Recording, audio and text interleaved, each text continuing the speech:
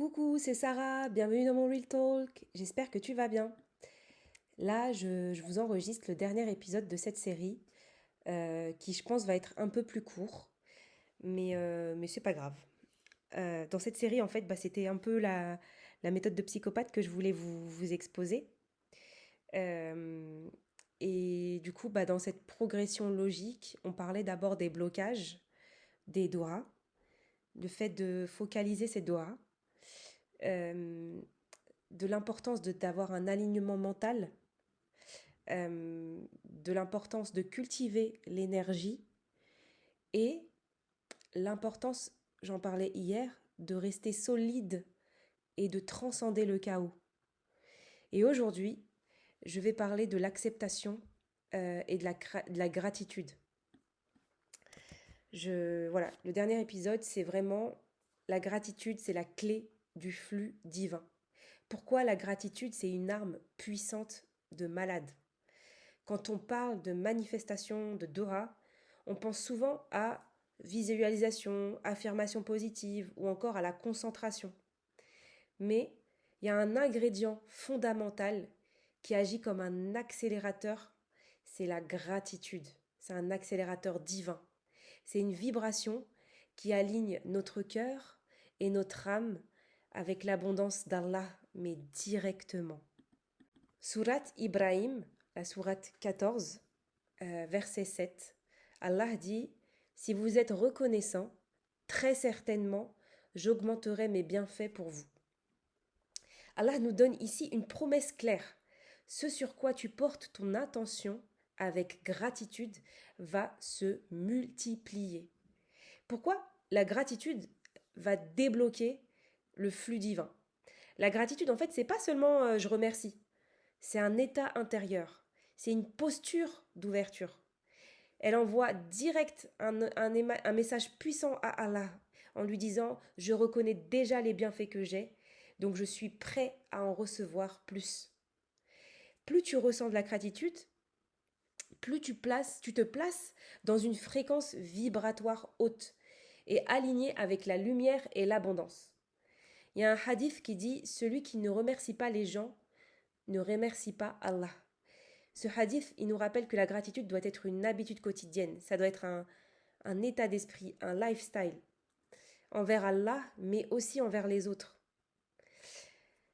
La loi de l'Assomption, la fille qui revient toujours à sa loi de l'Assomption, elle nous enseigne que nous devons assumer être déjà dans l'état que nous voulons manifester.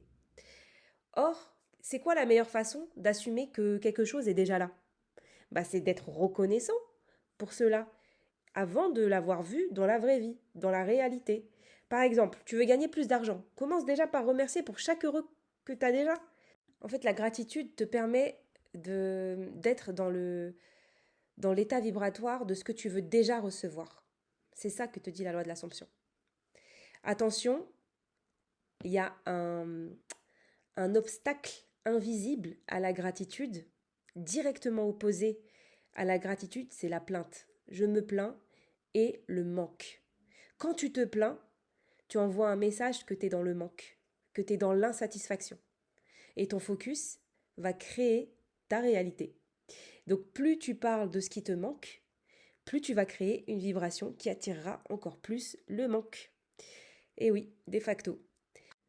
Il y a un hadith qui dit: Allah aime que son serviteur mange une bouchée et le remercie, ou boive une gorgée et le remercie. Donc, vraiment, apprends à cultiver le merci tous les jours pour les choses simples. Un simple repas est une raison de remercier. Comment cultiver la gratitude au quotidien? Commence déjà ta journée avec Alhamdulillah, un vrai Alhamdulillah profond. Chaque matin, avant même de regarder ton téléphone, prends 10 secondes pour remercier Allah d'être en vie. Et tiens un journal de gratitude, je te l'ai déjà dit. Tous les soirs, note 3 choses pour lesquelles tu es reconnaissant. Même des petites choses, ça compte, ça compte. Juste aujourd'hui, j'ai pris une douche chaude. C'est mes gratitudes. C'est pas normal de prendre une douche chaude en fait. Il n'y a pas tout le monde qui a le droit à ça en fait. Pas tout le monde a cette opportunité-là. Fais du dhikr aussi, du dhikr de gratitude, alhamdulillah, pour tout ce qui est déjà là. Subhanallah wa bihamdihi. Purifie ton cœur et élève ton taux vibratoire.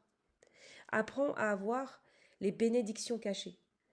Ça, c'est très important. Pas celles qui sont totalement apparentes, mais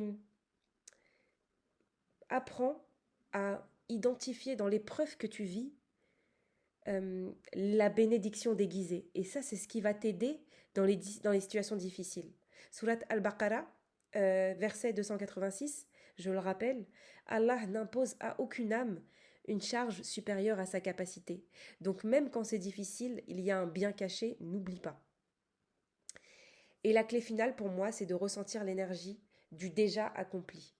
Quand tu remercies avec une profonde conviction, ton cerveau croit que c'est déjà arrivé. Tu as déjà entourloupé ton cerveau. L'univers se synchronise avec cette vibration et accélère ta manifestation. Donc imagine-toi dans la situation que tu veux et ressens la gratitude comme si c'était déjà là. La gratitude, en fait, c'est vraiment une posture. Hein. Ça t'ouvre les portes. Sans gratitude, tu vas rester dans le manque. Tu vas bloquer tes manifestations. Tu vas attirer encore plus ce que tu ne veux pas. Donc ouvre les vannes du flux divin. Accélère l'arrivée de tes bénédictions. Vibre déjà dans la réalité que tu veux manifester. Je vais terminer avec la sourate 55, Ar-Rahman, verset 13. Allah dit, lequel des bienfaits de votre Seigneur nierez-vous? Donc, ça veut dire quoi? Ça veut dire que tout est déjà là.